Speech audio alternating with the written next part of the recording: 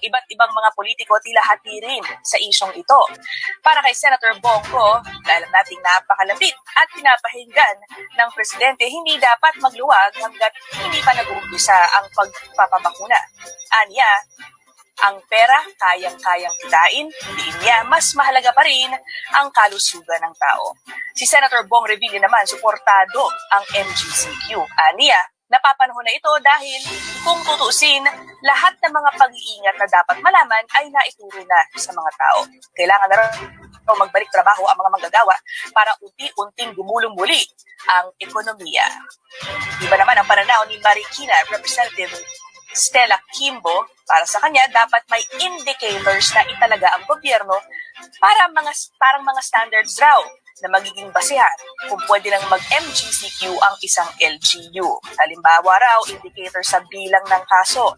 Kung lumampas ang isang LGU sa nakaset na limit sa bilang ng kaso batay sa laki ng populasyon, hindi dapat itong payagang magluwag ng restrictions.